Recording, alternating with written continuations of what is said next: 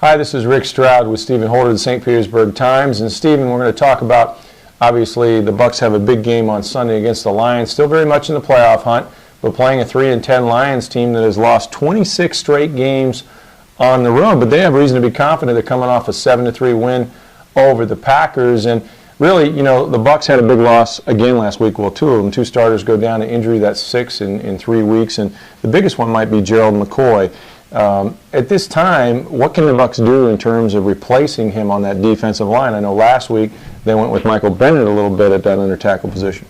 Well, they're already thin there because I think a lot of people have forgotten. They've lost Brian Price for the season, and he was a big part of their plans at defensive tackle. So they really have a cast of guys who, many of which have not been on this team very long, right, and are new to this organization. So what they're going to do is they're going to mix and match a little bit. You saw Michael Bennett step in and take a really primary role on Sunday at defensive tackle in some cases and at defensive end at others.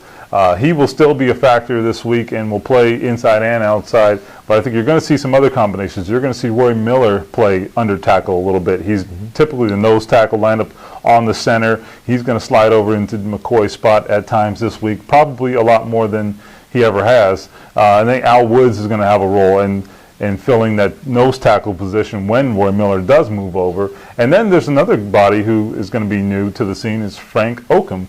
He's a guy they've promoted from the practice squad a few weeks ago.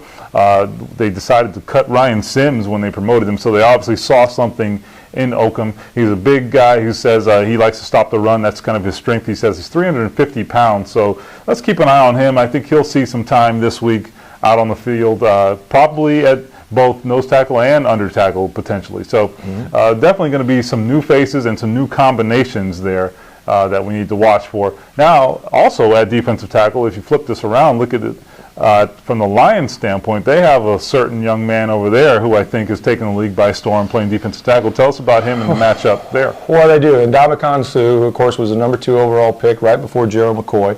Bucs didn't have a chance at him, but he's lived up to every expectation. I mean, he has 8 sacks this season. He's trying to really set a rookie record. I think it's 10.5 for defensive tackles and a lot of splash plays, but he also can play the run very well. And I think it's a big concern for the Bucs this week because, as we know, their offensive line is kind of beat up. I mean, Jeff Fain is out. Jeremy Zutaw now has moved to center. You know, they've got some inexperienced guys, and Ted Larson, of course, and Derek Hardman. And so they're going to have to slide the protection to Ndamukong Suh, which is what most teams do. But they got some other guys who can also play well, like Cliff Averill and others. And so that defensive line is a real formidable bunch there for the Detroit Lions. It's going to be tough to run the ball. Josh Freeman's not going to have a lot of time. So the Bucs will have their handful, I think, on offense a little bit, trying to contain a man named Suh. So check it back with us later this week. We'll talk more about the Lions and the Bucs matchup on Sunday.